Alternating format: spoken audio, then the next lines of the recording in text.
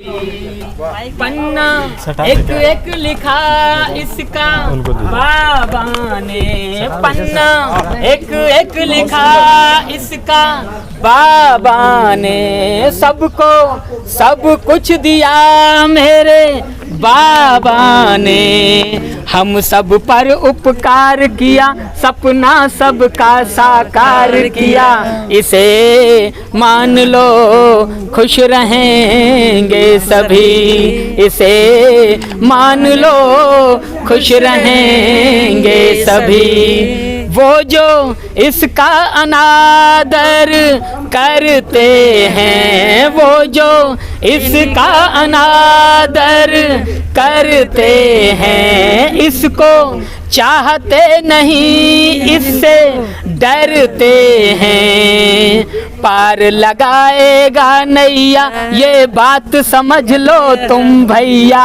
इसे मान लो खुश रहेंगे सभी, इसे मान लो खुश रहेंगे सभी। संविधान भारत का है शान भारत की, इसे जान लो खुश रहेंगे सभी, इसे मान लो खुश रहेंगे सभी। बहुत शुक्रिया।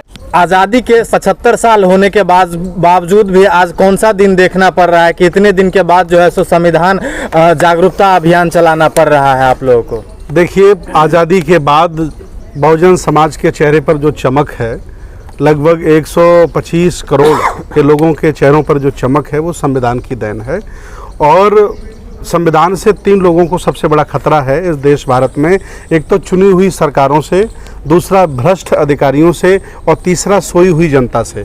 तो मैं भ्रष्ट अधिकारियों को कुछ कर नहीं सकता हूँ, चुनी हुई सरकारों को भी 1 मिनट में बदल नहीं सकता हूँ, लेकिन मैं बौद्ध भिक्षु हूँ, सामाजिक व्यक्ति हूँ। तो जो जनता सोई हुई है उन्हें हम जगा सकते हैं, उनके बीच में जाकर के संविधान की उपलब्धियाँ, संविधान ने भारत को क्या दिया, अगर संविधान नहीं होता तो हक वंचित असहाय कमज़ोर व्यक्ति भारत का क्या कर रहा होता, ये बताकर और उनके घर संविधान पहुंचा करके एक संविधान के प्रति स्नेह प्यार हम ला सकते हैं। ये हमारा प्रयास है। दुनिया का सबसे बेहतर संविधान माना जाता है भारत को, लेकिन आए दिन भारतीय संविधान को बदलने की बात किया जाता है। देखिए, बहुत सारे लोग यहाँ से पैसे लेकर के भाग गए हैं। सरकार ने कोई कदम नहीं उठाया। जो संविधान के विरुद्ध में एक भी बयान देते हैं या उसके विरुद्ध में अपना वक्तव्य देते हैं, उनको मेरी व्यक्तिगत सलाह है कि उन्हें भारत पसंद नहीं है, भारत का संविधान पसंद नहीं है, तो भारत छोड़ के चले जाइए ऑस्ट्रेलिया, जर्मनी, अमेरिका, फ्रांस, चाहे जहाँ जाके रहिए। अगर थोड़ा बहुत लूटना भी चाहो तो इस समय सरकार में लूटा भी जा सकता है, बैंकें तैयार बैठी हैं। तो आखिर वो संविधान के बारे में क्यों गलत सलत बोलते हैं? संविधान उन्होंने न बनाया है, न संविधान के बनाने में उनका कोई योगदान है। वो लुटेरे लोग हैं जो इस तरह की भाषा बोलते हैं। उद्देश्य क्या रहा है, क्योंकि आज आप लोग यात्रा तो कर रहे हैं, इसके पीछे की जो चीज़ें हुई हैं उसके बारे में भी जानना। देखिए, ये संविधान रथ यात्रा है, संविधान जागरूकता महाअभियान है। ये इसके माध्यम से जागरूकता फैलाने का ही हमारा उद्देश्य है। मैं कोई पार्टी नहीं है हमारी, न कोई मैं राजनीतिक व्यक्ति हूँ, न मैं किसी पार्टी का सदस्य हूँ, लेकिन समान विचारधारा के जितने भी संगठन भारत में हैं, जो बुद्ध, फुले, साहू, अंबेडकर की विचारधारा से अपने आप को लिंक करते हैं, लगभग उनके मन में इस यात्रा के प्रति बहुत स्नेह है, बहुत प्यार है। वो इसे अपनी यात्रा मानते हैं। उद्देश्य एकमात्र है, हक वंचित समाज को सामाजिक, धार्मिक, राजनीतिक, आर्थिक जागरूक करना और उन्हें अपने पुराने गौरव के साथ खड़ा करना। ये हमारा उद्देश्य है। क्या इस देश में अभी पूरी तरह से मनुस्मृति खत्म हो गई है और पूरी तरह से संविधान लागू हो चुका है? देखिए, संविधान लागू होने के बाद ही पुरानी मान्यताएं 0 हो जाती हैं, लेकिन कुछ सिरफिरे लोग हैं जो उन मान्यताओं को मानते हैं, उन परंपराओं पर ध्यान देते हैं। ऐसे लोग हमेशा बने रहे, आज भी हैं, आगे भी बने रहेंगे, लेकिन ज़्यादातर लोग संविधान के साथ खड़े हैं। लगभग 125 करोड़ आबादी संविधान के साथ खड़ी है। कुछ लोग हैं इसका जो विरोध करते हैं, उन्हें खुली छूट है, वो देश छोड़ के जा सकते हैं। संविधान होने के बावजूद भी आए दिन बहुजन समाज पर अन्याय होता है, अत्याचार होता है। कभी किसी के ऊपर पेशाब कर दिया जाता है, कभी किसी को मूछ रखने पे उसका गला काट दिया जाता है, घोड़ी नहीं चरने दिया जाता है।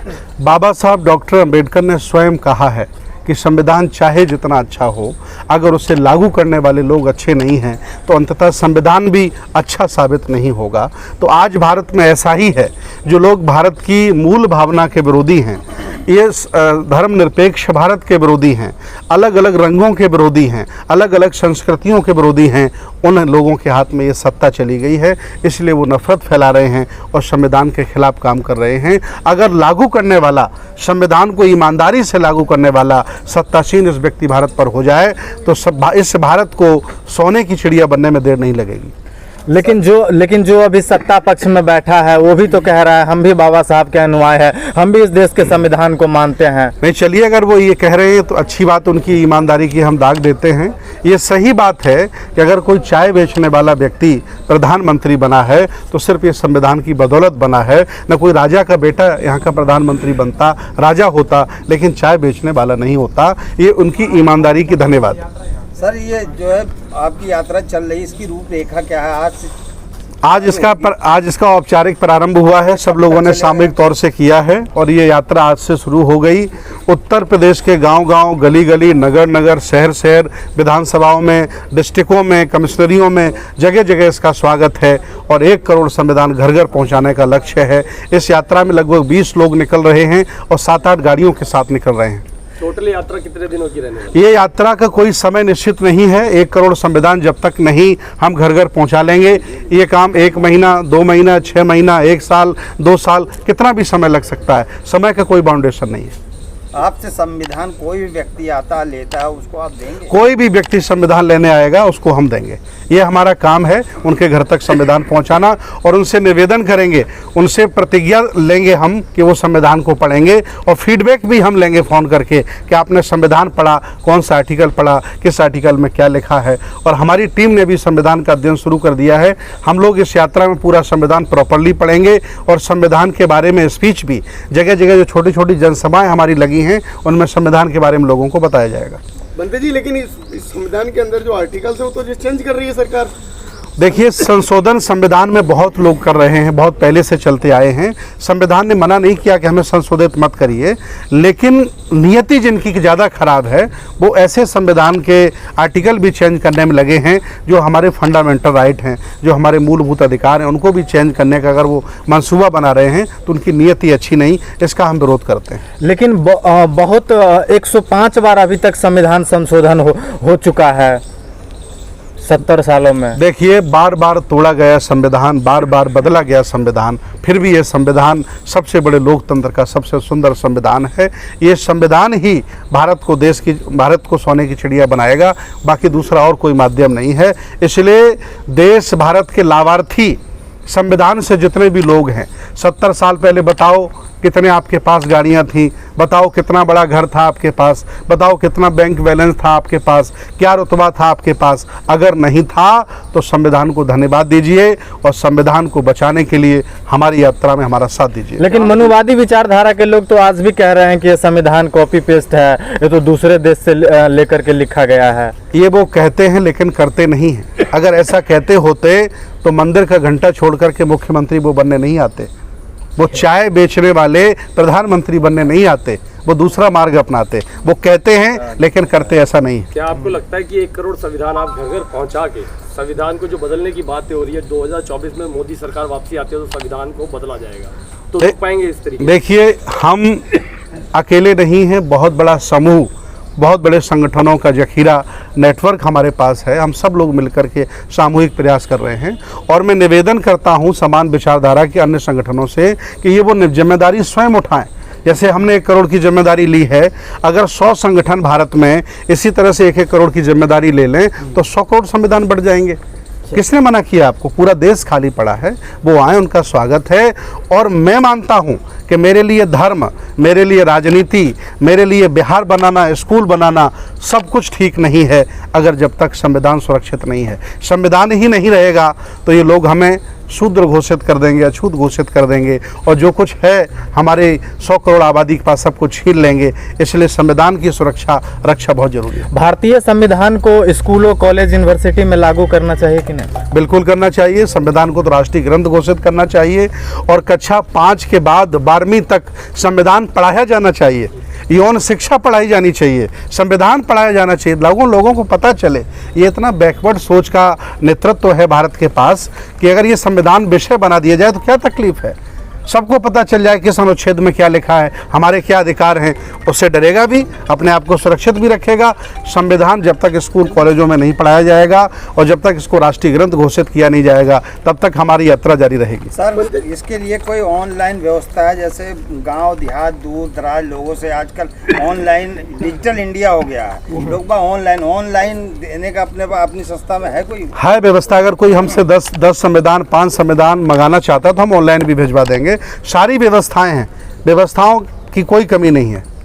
मंत्री जी, अभी G20 किया है, ये मोदी 20 था या जो है वास्तविक G20 था? देखिए, भारत का पैसा था, गरीबों का पैसा था, टैक्स हमसे लिया, GST हमसे लिया, चाहे जैसे उन्होंने खर्च किया, उन्हें पूरा अधिकार है। वोटों से जीते हुए लोग हैं, उस पर कोई मेरी टिप्पणी नहीं है। बस हम चाहते हैं कि अगर आप भारत के नागरिक हो और भारत के संविधान के लाभार्थी हो तो संविधान के पक्ष में खड़े हो जाओ और इसकी सुरक्षा करो और इसके बारे में लोगों को बताओ। मैंने एक सर्टिफिकेट भी बनाया है, मैं एक ज़िले में 50 लोगों को दूंगा, संविधान रक्षक। भारत में 2 ही लोग हैं, एक संविधान भक्षक हैं और एक संविधान रक्षक हैं। जो भक्षक हैं उनको हम सब लोग जानते हैं, जो संविधान रक्षक हैं उनको हम संविधान रक्षक का सर्टिफिकेट दे करके उनका हौसला बढ़ाएंगे ताकि वो इस आंदोलन को आगे बढ़ाते रहें और संविधान घर घर पहुंचाते रहें। आपने इस रथ पे तमाम सारे महापुरुष बहुजनों का महापुरुष का प्रतिमा लगाया है, फोटो लगाया, इससे क्या मैसेज आता है? देखिए, बहुजन आंदोलन और समर संस्कृति और ये जो भारत है, जो जितने भी संत गुरु महापुरुष हमने लगाए हैं, ये समता प्रेमी हैं, ये जातिवादी नहीं है, छुआछूत को नहीं मानते, ऊंच नीच को नहीं मानते हैं, जो संविधान मानता है। संविधान जो चीज़ नहीं मानता उनके फ़ोटो नहीं है यहाँ, जो संविधान मानता उन्हीं के फ़ोटो हैं। जिन्होंने कभी ऊंच नीच नहीं माना, छुआछूत नहीं माना, जात भेद नहीं माना और जिन्होंने शासक होने के बावजूद भी अखंड भारत की स्थापना की, ऐसे ही लोगों का हमने फोटो लगाया है जो आदर्श हैं भारत के लिए, इस यात्रा के लिए आदर्श हैं, ताकि लोग उनके बारे में पढ़ें, जानें कि ऐसे महापुरुष हुए जिन्होंने इस देश को आगे बढ़ाया। धन्यवाद।